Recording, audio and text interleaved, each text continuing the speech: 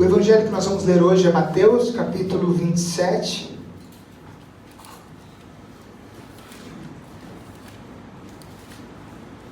Mateus 27, do versículo 28 ao 31.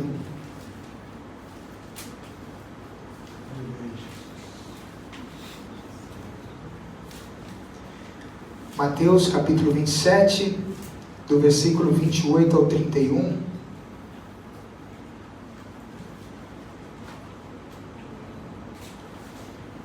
Diz assim: tiraram-lhe as vestes e puseram nele um manto vermelho. Fizeram uma coroa de espinhos e o colocaram em sua cabeça. Puseram uma vara em sua mão direita e, ajoelhando-se diante dele, zombavam: salve o rei dos judeus. Cuspiram nele e, tirando-lhe a vara, batiam-lhe com ela na cabeça. Depois de terem zombado dele, tiraram-lhe o manto e vestiram-lhe suas próprias roupas. Então o levaram para crucificá-lo. Senhor Jesus, fale conosco, porque nós precisamos ouvir a sua voz. Abra os nossos ouvidos e os nossos corações, para que esta palavra, Espírito Santo, penetre nele de uma maneira poderosa, eficaz e concisa. Em nome de Jesus, amém. Amém. Faltando 2 dias para a Páscoa, provavelmente numa quarta-feira, começa o trajeto para a crucificação.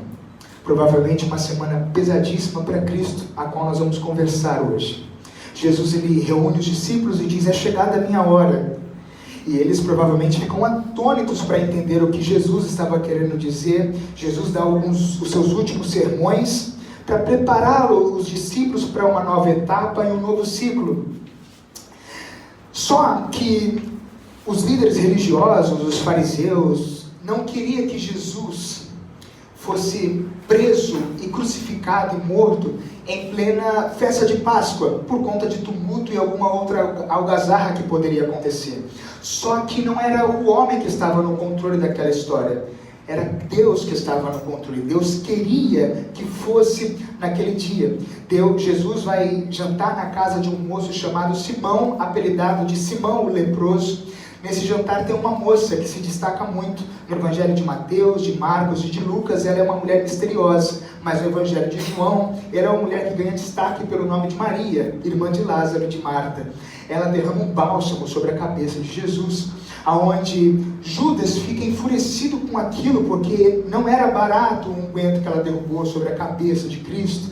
E ele diz: com esse poderíamos vender e ajudar os pobres, e de fato ele não queria ajudar os pobres. Jesus, provavelmente com a cabeça muito preocupada, com o coração entristecido, afinal ele sabia que ele iria sofrer muito, uma morte dolorosa, para que nós estivéssemos aqui hoje. E Judas, sendo o traidor, já sabia tudo o que iria acontecer. Ele já tinha esquematizado tudo em seu coração, que ele venderia Cristo, ofereceria Cristo, e só não sabia onde entregaria Cristo.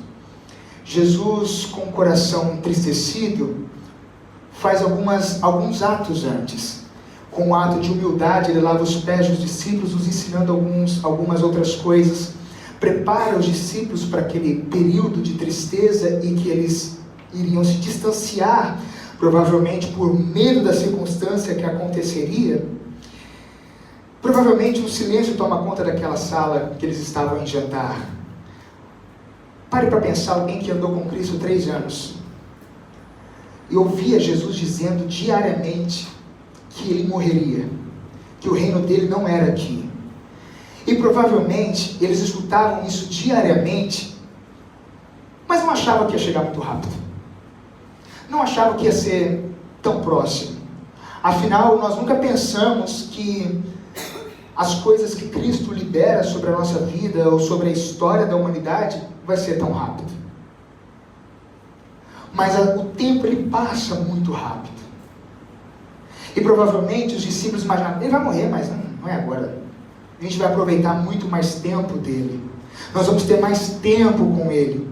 Só que Jesus sabia que não ficaria muito tempo em terra. E aí Jesus disse: olha, um de vocês irá me trair. Os discípulos olham para si e não para o outro, perguntando, será que é você? Será que é você? Será que é você? Não. Eles olham para si e fazem uma pergunta, será que sou eu? Charles Spurgeon diz que suspeitar de si mesmo é um primo próximo da humildade. Porque a gente nunca suspeita de nós mesmos, sempre suspeitamos do outro. Eles estavam tão próximos e fizeram, será que sou eu? E aí Jesus disse, e tu, Pedro, vai me negar 3 vezes antes que o galo cante. A sentença tinha sido dada. Jesus revela o que aconteceria e a hora dele é chegada. E aí Jesus diz tudo isso para os discípulos de uma maneira dolorosa, com pesar em sua voz, provavelmente. E na mente dos discípulos deve passar um filme.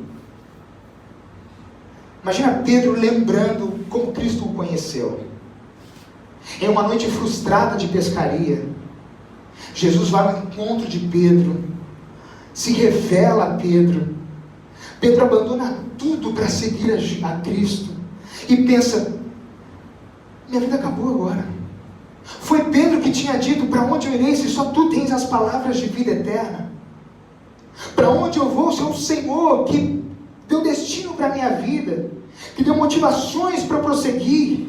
Para onde eu vou se é o Senhor que trouxe propósito para a minha existência?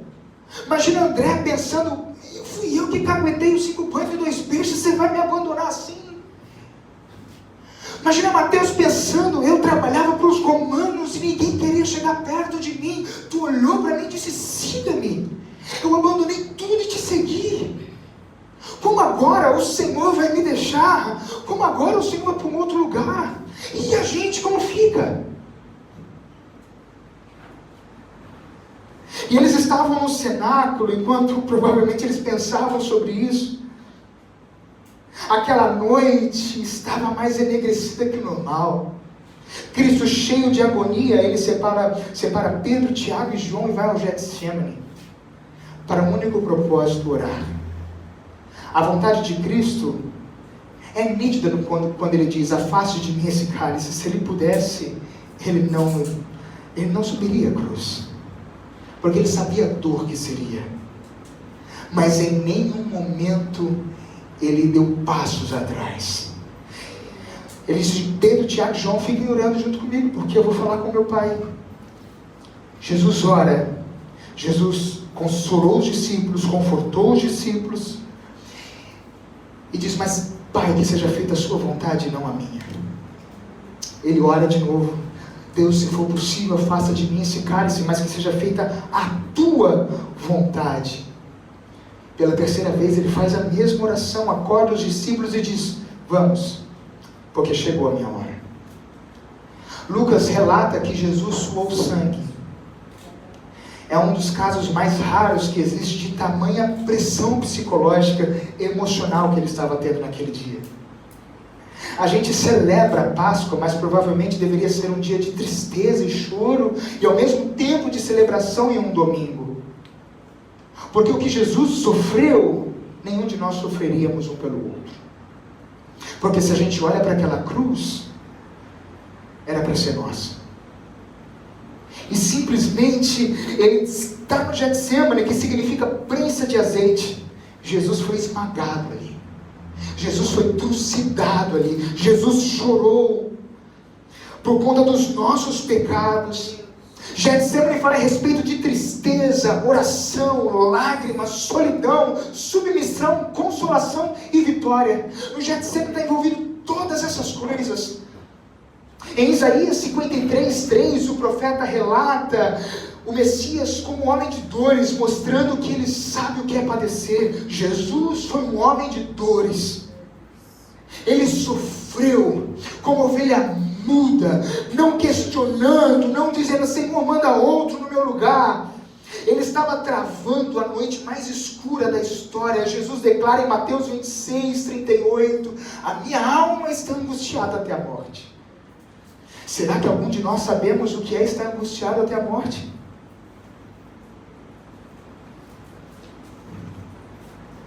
Pastor, mas por que ele estava triste? Porque ele sabia que Judas o trairia, que Pilatos o condenaria. Ele sabia que os discípulos, porque ele estava triste porque os discípulos o abandonariam. Não! Não somente isso, mas porque ele tinha uma previsão antecipada do que iria acontecer, que o pai abandonaria ele, viraria as costas para ele por tamanha dor. Ele estava provavelmente triste porque ele beberia o cálice amargo da ira de Deus. O peso do nosso pecado estava sobre ele. Nada de bom estava sobre ele naquela noite. O pecado que já iria acontecer já estava sobre ele. Com o tamanho amor que ele teve por nós, ele não desistiu. Só que mesmo triste, com dor, ele se rende à vontade do Pai e bebe esse cálice. Vamos ser sinceros? Quem de nós daríamos a vida um pelo outro aqui? Você morreria por alguém que você não conhece. Às vezes nem porque a gente conhece. A gente não daria a vida para ninguém quase. Mas Ele te amou. Olha para você e vê se é algo bom. Se é algo que diz assim, ó, eu valho muito a pena mesmo. Não há nada, nada. Ele te amou. Ele me amou. Não é porque nós estamos aqui levantando as mãos que nós somos melhores que os outros. Ele nos amou. Se nós colocássemos todos os nossos pecados na mesa, provavelmente todos nós iríamos desviar escandalizados. E Ele assim nos amou. E Ele assim carregou sobre si todas as nossas dores. Mesmo assim Ele não usurpou querer ser igual a Deus, mas se esvaziou, submetendo a forma de homem, sendo servo, e não retrocedeu. Não porque você era bom, mas porque Ele é infinitamente perfeito. Porque Ele não é homem para que minta, Ele não é filho do homem para que se arrependa. Jesus em nenhum momento pensou que poderia retroceder. Os discípulos dormiram. Jesus acorda eles. Vamos, acordem. Tem horas, irmãos, nas noites mais escuras da vida, que tem gente que vai dormir. Você vai dizer, ora por mim. Claro que ele ora. Mas ele, ó Senhor, ai, dormiu. Porque tem momentos que é só você e Deus. E nesses momentos de noites enegrecidas, escuras, parece que até Deus está em silêncio. Jesus acorda eles e diz, é chegada a minha hora. Judas vem com o exército, vem com todo mundo. Ele dá um beijo em Cristo. Ele diz assim, ó, aquele que eu beijar, esse é o Messias. Ele dá um beijo e diz, mestre.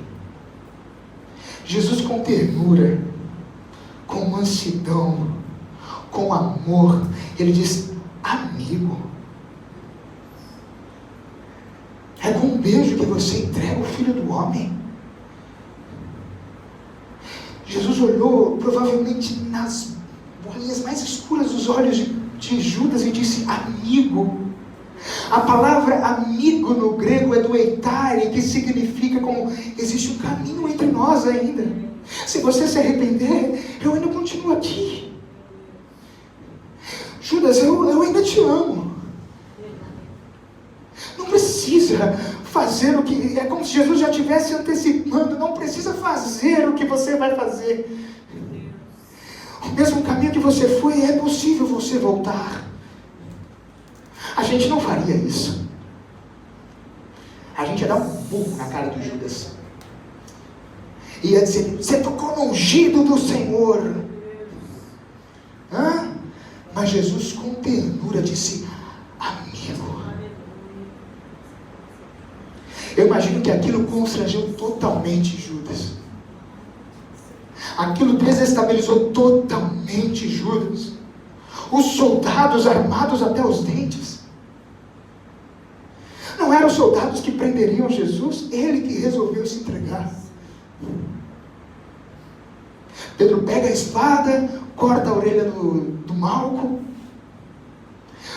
Eu abro um rodapé aqui. Quem não costuma orar, sempre entra em guerras erradas. Porque se Pedro tivesse orado, ele não teria sacado a espada. Aí Jesus ainda vai e cura a orelha, cola a orelha do Malco de novo. Porque senão seriam 4 cruzes. Mas porque Pedro, cheio de vaidade, disse: eu vou contigo até a morte. Então eu vou cumprir. E aí Pedro foge, todo mundo fica disperso, porque Jesus disse que quando pegassem o pastor, as ovelhas ficariam dispersas. Pregamos semana passada que Pedro seguiu de longe. Jesus começa a noite mais escura da história.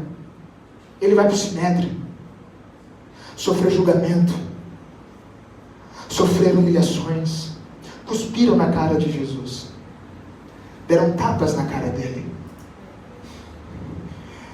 Disseram: o Senhor disse que é o Filho de Deus? Adivinha quem te bateu? Tu não é poderoso? Faz alguma coisa. Só que o interessante é que o homem que eles achavam que não tinha poder era poderoso. Eles queriam ver o poder de Jesus se materializando em seu livramento. Só que o poder de Jesus é revelado precisamente na fraqueza da cruz. Oh, que homem poderoso! Olharam para ele e disseram: tu não dizes que é o Filho de Deus? Ele disse: vocês dizem. Eu imagino que ele pensava em nós. Ele pensava no seu rostinho. Eu não posso abrir mão disso. Eu não posso retroceder. Ele passa a madrugada em 2 julgamentos, tanto o eclesiástico quanto o civil. Ele passa na mão de juízes chamados como Anás, Caifás, Pilatos e Herodes. Nesse julgamento Jesus foi escarnecido. Nesse julgamento Jesus foi humilhado, foi zombado, porque eles não sabiam quem era Jesus de verdade. E eu te faço uma pergunta: você sabe quem ele é de verdade? Jesus não podia salvar a si mesmo, mas podia salvar a gente. Que obra da redenção é essa?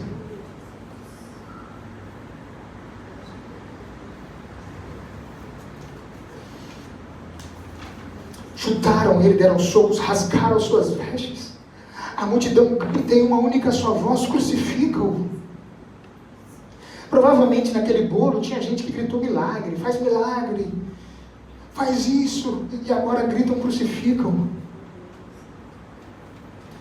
Jesus é chicoteado, e os chicotes tinham pontas de chumbo, de ferro, e ao mesmo tempo com pontiagudos, com ossos que quando penetravam em sua pele, puxavam tudo para fora. Estudiosos não sabem nem como ele conseguiu caminhar até o outro dia, de tanto sangue que ele perdeu, de tanta dor que ele sentiu. Jesus ficou sem comer, Jesus ficou sem beber. Jesus foi chicoteado 40 menos 1, sem parar. Se você assistiu o filme Paixão de Cristo, dá para ter mais ou menos quase uma noção do que foi. E mesmo assim ele se manteve firme no seu bendito propósito. Aí Jesus pega a haste horizontal, porque a haste vertical já ficava no Monte Caveira.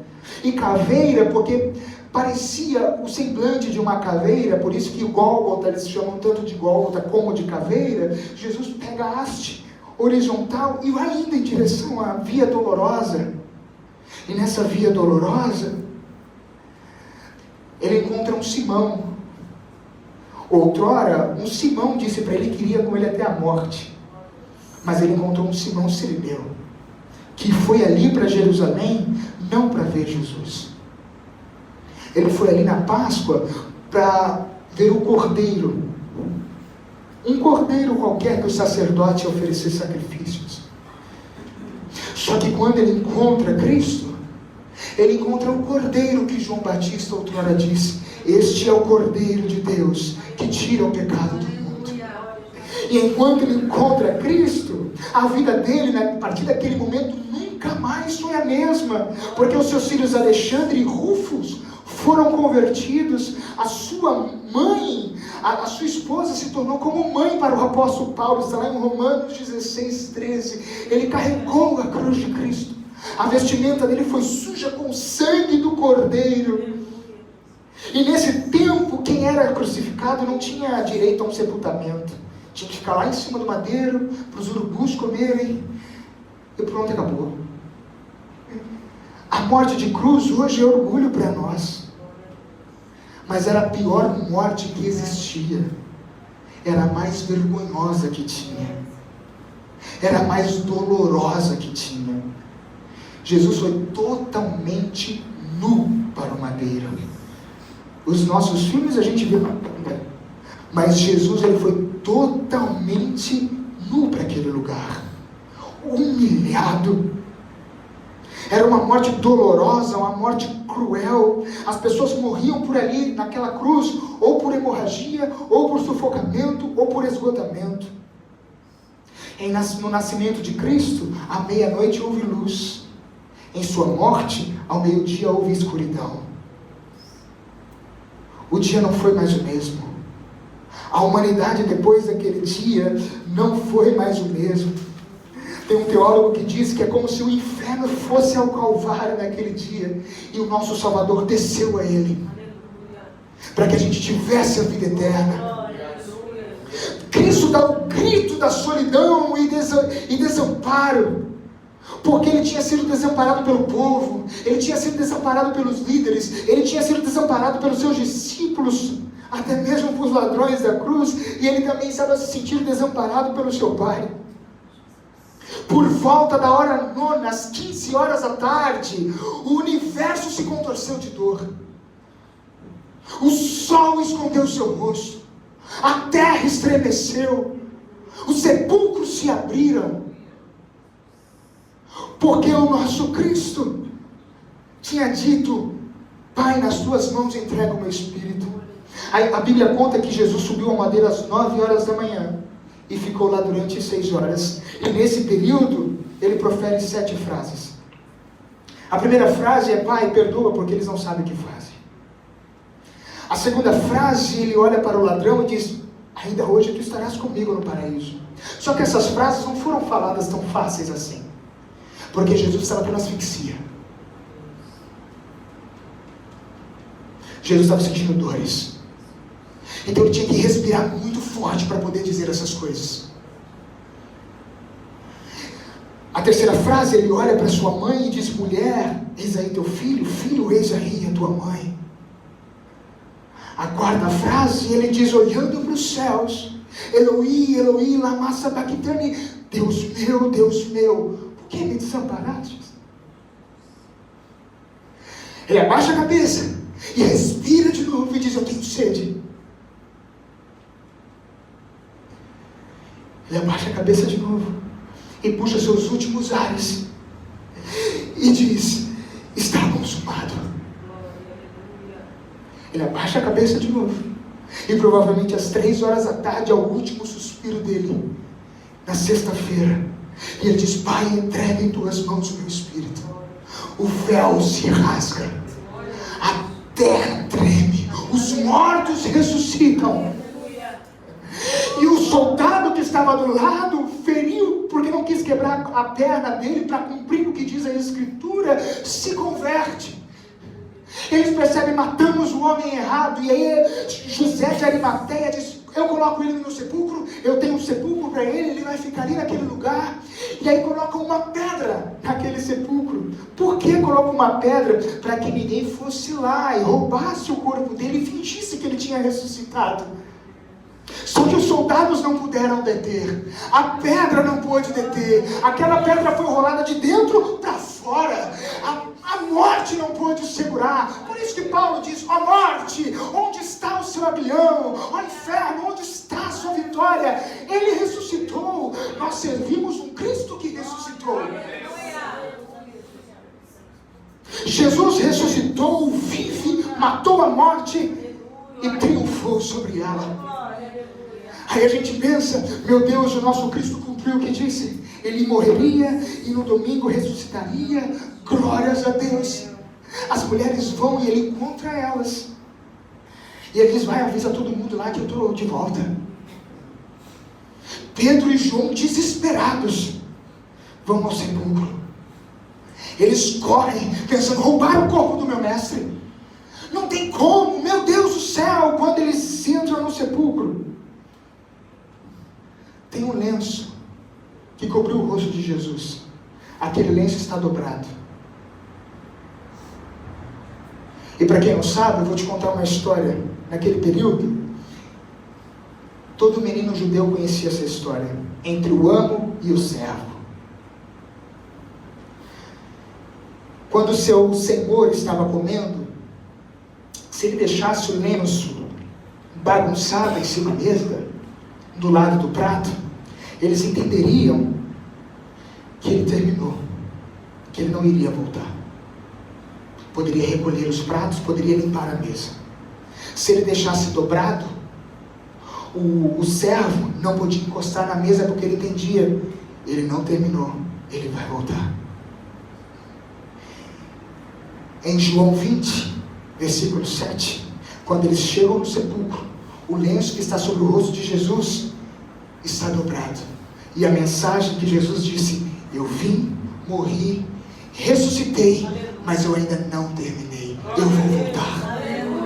Nós somos os únicos povos, nações, tribos que podemos dizer, o meu Redentor vive, e o mesmo que vive voltará.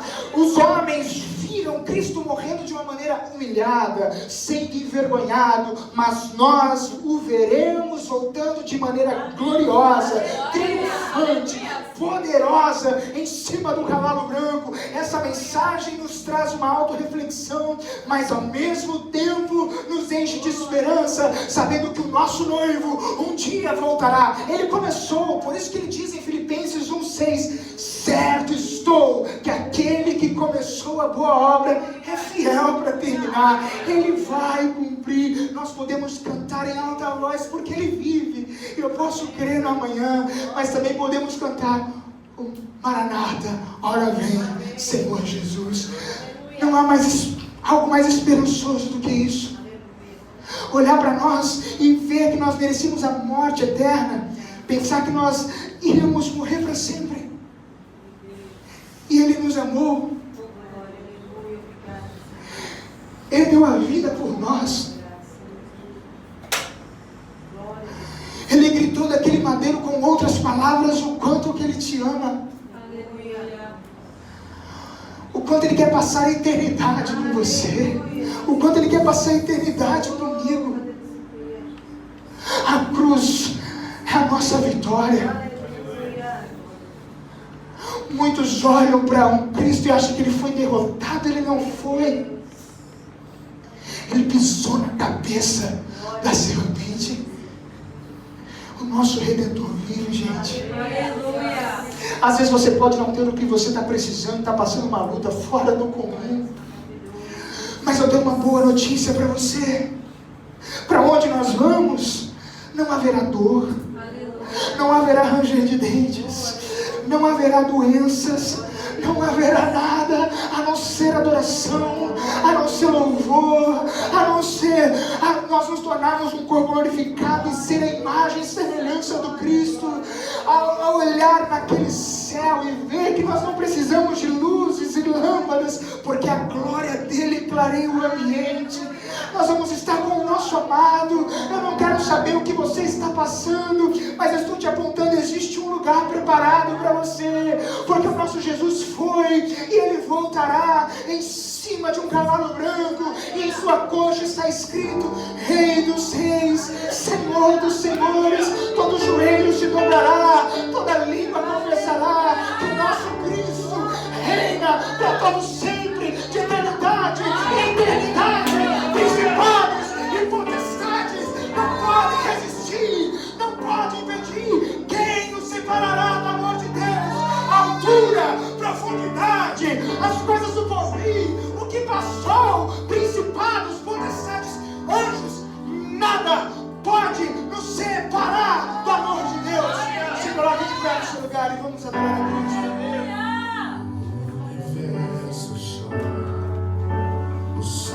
se abrasou. Ali está